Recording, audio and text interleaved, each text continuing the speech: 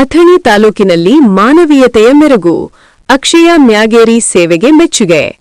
ಬೆಳಗಾವಿ ಜಿಲ್ಲೆ ಅಥಣಿ ತಾಲೂಕಿನ ಪಿಎಸ್ಆರ್ ಅಂತಾರಾಷ್ಟ್ರೀಯ ಮಾನವ ಹಕ್ಕುಗಳ ರಕ್ಷಣಾ ಆಯೋಗದ ಅಧ್ಯಕ್ಷರಾದ ಅಕ್ಷಯ ಮ್ಯಾಗೇರಿ ಅವರು ಮಾನವೀಯತೆಯ ಉನ್ನತ ಉದಾಹರಣೆಯನ್ನು ಪ್ರದರ್ಶಿಸಿದ್ದಾರೆ. ಈ ದಿನ ಬೀದಿಯಲ್ಲಿ ಒಂಟಿಯಾಗಿ ವಾಸಿಸುತ್ತಿದ್ದ ವಯೋವೃದ್ಧ ಅಜ್ಜನನ್ನು ಕಂಡು ಅವರಿಗೆ ಸ್ನಾನ ಮಾಡಿಸಿ ಸ್ವಚ್ಛವಾದ ಬಟ್ಟೆಗಳನ್ನು ನೀಡುವುದರ ಜೊತೆಗೆ ಪೌಷ್ಟಿಕ ಆಹಾರ ಹಾಗೂ ಸ್ವಲ್ಪ ಧನ ಸಹಾಯವನ್ನು ನೀಡುವ ಮೂಲಕ ಮಾನವೀಯ ಸೇವೆ ಸಲ್ಲಿಸಿದ್ದಾರೆ. ಈ ಕಾರ್ಯ ಸ್ಥಳೀಯರಲ್ಲಿ ಪ್ರಶಂಸೆಗೆ ಪಾತ್ರವಾಗಿದೆ.